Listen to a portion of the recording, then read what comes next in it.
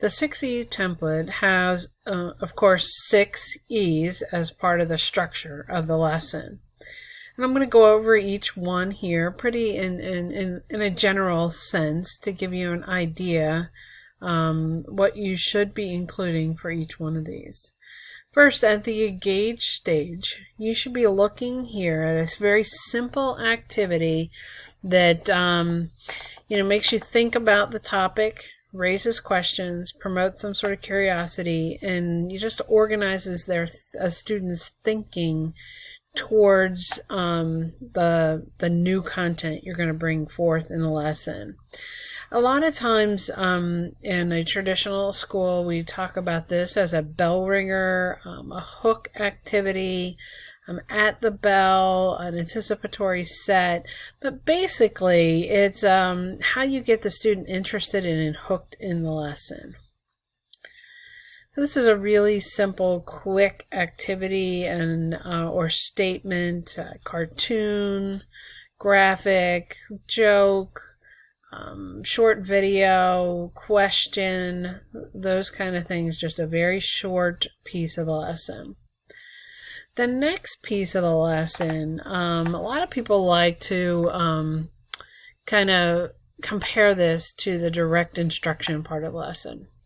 At this point, we're allowing learners to explore the content that's being new and introduced to them. We at CPDLF require you to have a read, a watch, and a do option for this learning process. Make sure that the activities you're posting in here in the Explorer, the resources, that they all help the learner learn the new content that you're introducing them to. So it focuses on that, replacing that direct instruction or lecture that we've seen in the past, but multiple types of learning style related activities that they can explore, or resources they can explore and learn about the topic. The next E is explain, and this is simply put, a lot of words on the screen here, but simply put, this is an opportunity for the learners to explain in their own words what they just learned or understood about this Explore content. So these are very directly related. Should be a very thought-provoking question, a prompt that can draw out some sort of discussion and explanation from the students. Make sure that this question is not a fact-based question, so a question that they could just answer with one correct answer or yes or no. Make sure that it's very open-ended and it requires them to apply what they just learned in the Explore section. The next piece is the Evaluate.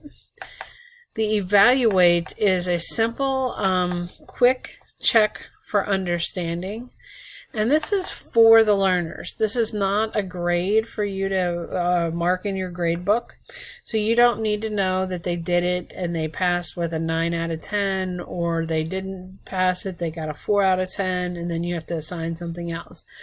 We're trying to build here that independence in the learner, so that they know if they did poorly on this Evaluate, that they should go back to the Explore section and learn a little bit more and review the resources more. So once we're in Evaluate, this should be a quick Google form as a quiz, a Quizlet, an Edpuzzle, Flipgrid, or any other tool that's just a really quick check that's auto-graded, that the learner gets feedback right away on did they really get the knowledge and skills they were supposed to get out of the lesson. This is just knowledge and skill level. However, the next one, this one goes a little deeper. This is the Elaborate E. This is where at this stage students need to present an opportunity to deepen their understanding, elaborate on their skills and understanding, and apply them into some sort of real world or authentic situation. This is going to be an open-ended assignment that they are going to submit to you, and you are going to grade and give them feedback on this. So a lot of times people like to equate this with an assignment. So it's very similar to that type of structure here, but make sure that it's one, connected back to that learning target, and that it is that the learners have been given the information they needed in the Explore section to be able to complete this. Now, the last E on the template is Express. This is an opportunity for learners to reflect on the entire learning experience. This should be make sure this is a very reflective question on the learning process and experience, and not just a content question that could be seen as another assignment. In the course, I will post this link also. This has 40 different questions that reflect back in 4 different ways: backward looking, and inward looking, outward looking, and forward looking. So I don't know why they post them this way, but so you're looking back. You can have the learners look back to the past. You can have them look towards the future in the forward looking, or you can have them look outward or inward to themselves. Some of these questions you might be able to use just exactly right as they're written in here. And other times you might be able to use these as just a starter for you to get to understand the question writing. So make sure that in your Express, or back here, that you're reflecting on the entire learning experience. So that is the 6 E's in a nutshell. Did them very quick here, but if you go back to your template you copied, you'll notice that I give you in the template a little bit of reminder text to help you just remember that what we're looking for in each one of these sections, and that you can come back to this template at any time, or this recording, to get a refresher. In the template, I do have some starter text and some information for you.